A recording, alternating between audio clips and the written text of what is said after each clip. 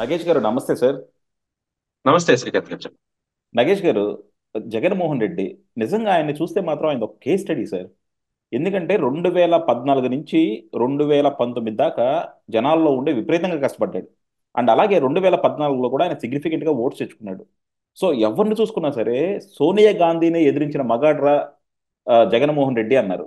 అలాగే జగన్మోహన్ రెడ్డి రాజకీయాల్లో చాలా సీరియస్ గా తీసుకుంటాడు.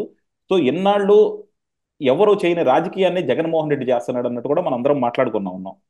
అండ్ రాజకీయాలు జగన్మోహన్ రెడ్డికి అవగాహన అయినంత మిగతా వాళ్ళు ఎవరికి అవగాహన లేదని కూడా మనం మాట్లాడుకున్నాం. రాజకీయ దురంధరుడు జగన్మోహన్ రెడ్డి ఒక విధంగా అనుకున్నాం. అంటే చంద్రబాబుని ఎప్పుడు అంటాం మనం రాజకీయ దురంధరుడు అని. కానీ కొత్త తరం రాజకీయాలు జగన్మోహన్ రెడ్డి ముందు చంద్రబాబు కూడా పనికి రావట్లేదు అన్నట్టు కూడా అనుకున్నాం. ఎస్పెషల్లీ క్యాస్ట్ ఈక్వేషన్స్ ఎన్ని చూసుకుంటే వీటిలో జగన్మోహన్ రెడ్డి కొట్టేవాడు లేడు అనుకున్నాం. ఇంత గొప్పగా జగన్మోహన్ రెడ్డి గురించి ఊహించుకున్నాము, అనుకున్నాము, చూసాము కూడా. కానీ అలాంటి జగన్మోహన్ రెడ్డి 2019లో ప్రభుత్వంలోకి వచ్చినాక 2024 వచ్చేసరికి ఎందుకు అంతలా పతనమైపోయాడు? అంటే ఒకప్పుడు మనం చూసాం, ఆయన స్పీచెస్ చూసుకున్నా ఏమి చూసుకున్నా సరే చాలా క్లియర్గా ఉండేవి. కానీ ప్రభుత్వంలోకి వచ్చిన కాడి నుంచి ఎందుకో ఆ సిన్సియారిటీ కానీ లేకపోతే ఆ సీరియస్నెస్ కానీ కనపడలేదు అనమాట. అండ్ 2024 వచ్చేసరికి అంటే ఆయన పొజిషన్లో మార్చడం కానీ తర్వాత ఈ ఎమ్మెల్యేలని ఎంపీలని ఒక నుంచి ఒక చోట మార్చడం కానీ ఇవన్నీ స్టేట్మెంట్లు కానీ చూసుకుంటే మాత్రం కంపల్సరీ జగన్మోహన్ రెడ్డిలో అంత రాజకీయం మనందరం ఊహించుకున్నంత రాజకీయం అయితే లేదేమో అనిపిస్తుంది. అసలు ఎక్కడ తప్పు జరిగిందంటారు సార్? అంటే ప్రజలుగా మనం ఎక్కువ ఊహించుకున్నామా జగన్మోహన్ రెడ్డిని? అంటే ఆయన స్థాయిని మించి మనం ఊహించుకున్నామంటారా? లేకపోతే ఎలా, ఎక్కడ తప్పు జరిగిందంటారు? తప్పు ఆయన దగ్గర జరిగిందండి. ఆయన ఎక్కువ ఊహించుకున్నాడు. ఉహుం, జగన్మోహన్ రెడ్డి గారు పాదయాత్ర చేశాడు, 9 ఏళ్ళు కష్టపడ్డాడు. ఓకే, అంతవరకు సక్సెస్. కానీ ప్రజలు ఎప్పుడైతే తనకు ఓటేసి 151 సీట్లు ఇచ్చాడో, ఓహో, నేను ఏది చెప్తే అదే వేదం అనుకున్నాడు. ఈ feels himself as a king. కానీ నియంత్రణ అందరినీ కూడా ప్రపంచ చరిత్రలో తరిమేశారు. కేసీఆర్ నియంత్రణ ఫీల్ అయ్యాడు, ఆయన పంపించేశారు. మోడీ నియంత్రణ ఫీల్ అవుతున్నప్పుడు తగ్గించారు. జగన్మోహన్ రెడ్డిని కూడా అదే కోవలో తన నియంత్రణ వ్యవహరించడాన్ని ఎవరు తట్టుకోలేకపోయారు. ఎమ్మెల్యేకి అపాయింట్మెంట్ లేదు, ఎంపీలకు అపాయింట్మెంట్ లేదు, మంత్రులకు అపాయింట్మెంట్ లేదు, ఉద్యోగ సంఘాలకు అపాయింట్మెంట్ లేదు, ఎన్జిఓలకు అపాయింట్మెంట్ లేదు. ఎవరికి అపాయింట్మెంట్ లేనప్పుడు ఇంకా ముఖ్యమంత్రిని ఎందుకు ప్రజలు ఆస్వాదిస్తారు సార్? ఎందుకు స్వీకరిస్తారు? రెండోది, తను ఏదైతే అనుకుంటున్నాడో అదే గొప్ప అనుకుంటున్నాడు. ఇప్పుడు నాకు టీ కావాలంటే మీరు టీ ఇవ్వాలి, కానీ కూల్ డ్రింక్ ఇచ్చిన గొప్ప కూల్ డ్రింక్ ఇచ్చిన ఫీల్ అయితే ఎవడు తాగడు సార్. ఇప్పుడు ఆటో వాళ్ళకి 5,000 రూపాయలు ఆటో వాళ్ళు అడిగారా సార్? పాస్టర్లకు 5,000 అడిగారా సార్? లాయర్లకు 5,000 అడిగారా సార్? పెన్షన్ అమ్మఒడి ఎవరైనా అడిగారా?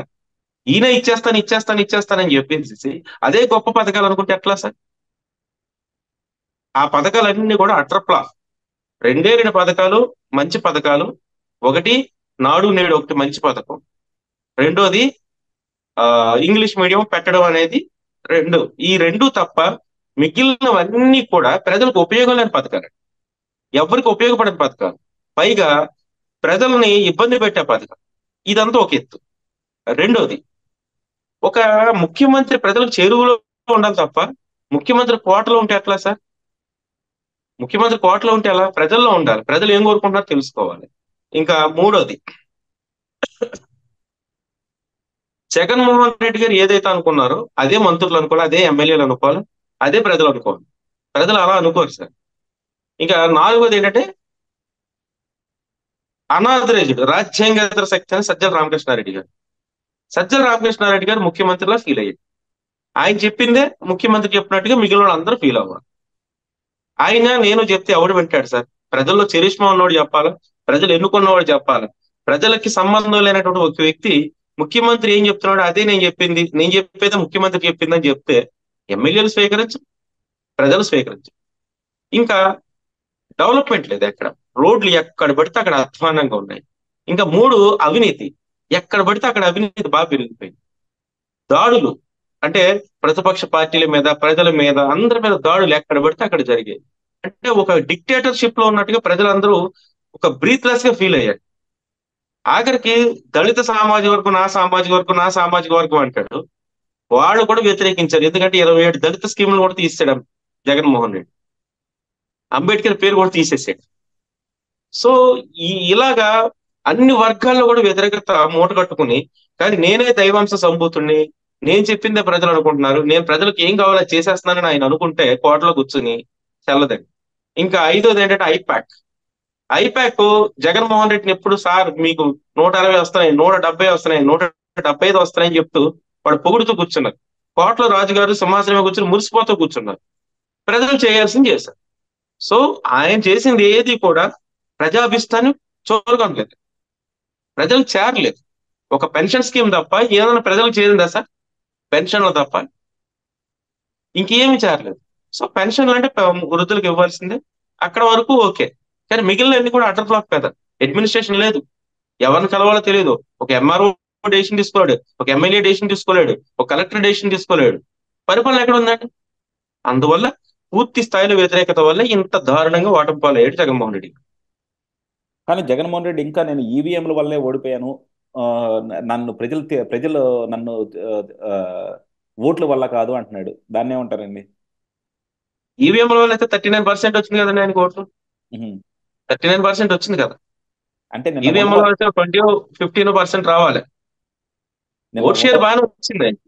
అధికార పక్షానికి ప్రతిపక్షానికి, అంటే అధికార పక్షానికి వైసీపీకి కేవలం 20 లక్షల ఓట్లే తేడా ఉంది. ఉహు.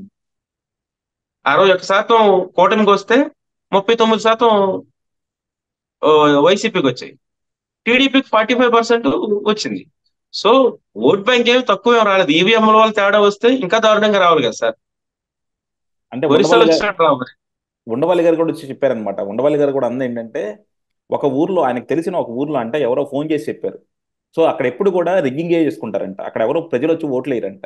సో ఎప్పుడు ఒక పార్టీ ఎవరైతే ఆయన ఆ లోకల్ మనిషి ఏ పార్టీ వైపు అయితే ఉంటే ఆ పార్టీకి ఒక 650 ఓట్లు, ఇంకో పార్టీ ఒక 150 ఓట్లు అలా రివాజ్గా వేస్తూ ఉంటాడంట.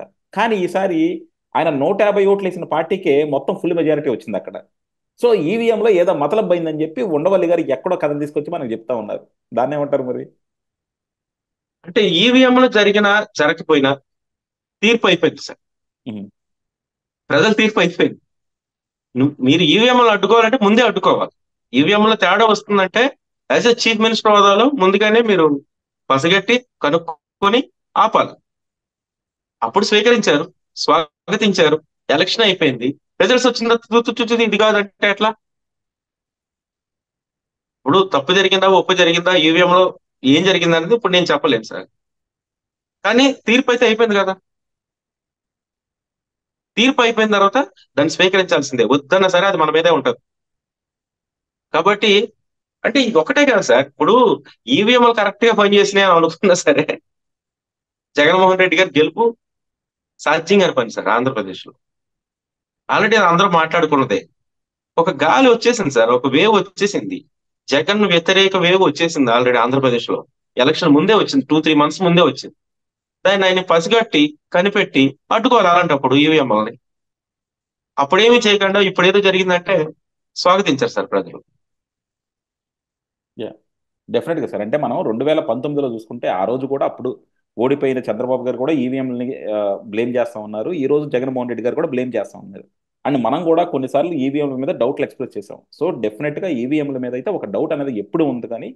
కానీ ఈ రోజు కనుక మనం ఓటింగ్ ప్యాటర్న్ చూసుకుంటే క్లియర్గా ప్రజల్లో ఉన్న అభిప్రాయం మాత్రం ఓటింగ్లో కనబడింది అన్నది అయితే తెలుస్తూ ఉంది. సో అవును ఇక్కడ మనం ఈవీఎంలని అంటే ఎంత డౌట్ పడినా సరే మీరు అన్నట్టు ఏంటంటే ఫలితం వచ్చేసింది కాబట్టి దానివల్ల లాభం లేదు. సో ఎలాగో ఆయనకి 39% సీట్లు వచ్చినాయి, ఓట్లు వచ్చినాయి, సీట్లు రాలా ఓట్లు వచ్చినాయి. అవును సో ఓట్లు వచ్చినాయి అంటే మరి నిజంగా ఈవీఎంలు కనుక వాళ్ళకి కావాల్సి వచ్చినట్టే పనిచేస్తే అవి కూడా రాకూడదుగా. సో సార్ ఈవీఎంలు అనుమానించాలంటే ఒరిస్సాలో అనుమానించాలా, మధ్యప్రదేశ్ లో అనుమానించాలా? అక్కడ క్లీన్ స్వీప్ వచ్చింది. అవును, అసలు ఒరిస్సా అసలు వేరేదండి, అది టాపిక్ ఏ చేయాలి, అది వేరే టాపిక్ చేయాలి అది ఒరిస్సా. అవునవును. యా, సో డెఫినెట్ గా సార్. యా. ఆ రెండు జగన్. చోట్ల ఈవీఎంలు అనుమానించాలి. అవును. అంతేగాని ఆంధ్రప్రదేశ్ లో ఓట్ బ్యాంక్ బాగానే వచ్చింది కదా సార్. అవును. 39% వచ్చింది కదా, 39.5 వచ్చింది కదా. యా, డెఫినెట్ గా అండి కూడా జగన్మోహన్ రెడ్డి గారు. కాకపోతే ఓకే. యా, డెఫినెట్గా ఏంటంటే జగన్మోహన్ రెడ్డి గారు అంటే రాజకీయాలు మీరు ఇందాక అన్నట్టు రాజకీయాలు నేను చెప్పింది ప్రజలు వింటారు, ఇక్కడ ఆ, ఉన్నోళ్ళకి లేనోళ్ళకి పోరాటం ఇలాంటి కొన్ని డైలాగులు చెప్పారు. సో దానివల్ల జనాలకు కూడా అర్థమైపోయింది అనమాట, అంటే ఈయన చేస్తుంది ఉత్త రాజకీయమే అవును అని. ఎందుకంటే ఆయన ఇచ్చిన మంత్రుల పదవులు కానీ ఎవరిని చూసుకున్నా సరే మొత్తం రెడ్డి వర్గానికే ఇచ్చారు. ఈ రోజు కూడా చూడండి, ఈ రోజు కూడా పార్లమెంటరీ పార్టీ అధ్యక్షుడు, ఫ్లోర్ లీడర్లు అన్ని కూడా రెడ్లే ఇచ్చారు. ఆ పార్టీలో రెడ్లు తప్ప వేరే వాళ్ళకి సమ గౌరవం లేదన్నది ఈ రోజు చాలా క్లియర్ గా తెలిసిపోతుంది.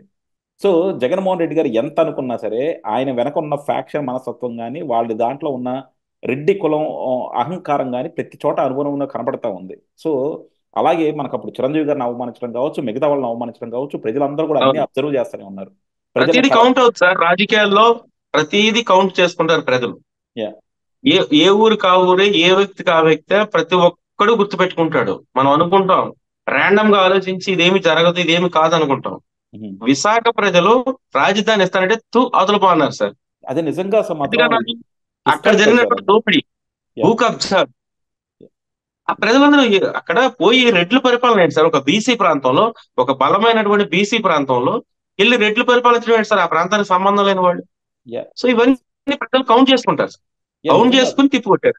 యా, విశాఖ మాత్రం హ్యాట్స్ ఆఫ్ చెప్పాలండి. ఎందుకంటే వాళ్ళు ఎప్పుడూ కూడా వీళ్ళ రౌడీ రాజ్యాన్ని అక్కడ రాకుండా చూసుకుంటా ఉన్నారు. ఆ రోజు అవును. ఆ, జగన్మోహన్ రెడ్డి గారి సొంత తల్లిని నిలబెడితే కూడా ఓడిచ్చారు. అలాగే ఇప్పుడు జగన్మోహన్ రెడ్డి గారి క్యాపిటల్ ఇచ్చి వాళ్ళని ఏదో మోసం చేద్దాం అనుకున్నారు. అయినా సరే కంప్లీట్ చిత్తుగా ఓడించి అత్యధిక మెజారిటీ విశాఖలోనే తెచ్చుకున్నారు అనమాట అవును. తెలుగుదేశం కూటమి వాళ్ళు. సో డెఫినెట్ గా విశాఖ ప్రజలు మాత్రం చాలా వైజ్ గా ఆలోచించారు. అండ్ మీరు అన్నట్టు ఏంటంటే జగన్మోహన్ రెడ్డి గారు ఎప్పటికన్నా సరే అహంకారం వీడి, అలాగే ఆ రెడ్డి తత్వం వీడి మిగతా అందరిని కూడా కలుపుకొని సమగౌరవం ఇచ్చుకుంటా సమన్యాయం చేసుకుంటూ వెళ్తే ఏమన్నా భవిష్యత్తులో, ఎందుకంటే వాళ్ళకున్న ఓటు పర్సంటేజ్ ఎలాగూ ఉంది. సో ఆయన తప్పులు అవును. కనుక కరెక్ట్ చేసుకుంటే ప్రతిపక్ష హోదాలో మనకి కంపల్సరీ కూడా ఇప్పుడు ఆ ప్రభుత్వానికి కంప్లీట్ మెజారిటీ వచ్చినా సరే మీరు కంపల్సరీ ప్రతిపక్ష నాయకుడిగా మీరు చేయాల్సిన పోరాటం మీరు చేయాలి. ప్రజల్ని మనసులు అవును. గెలుచుకోవాలి. సో చూద్దాం సార్. థ్యాంక్ యూ అండి. Thank you very much. Okay sir.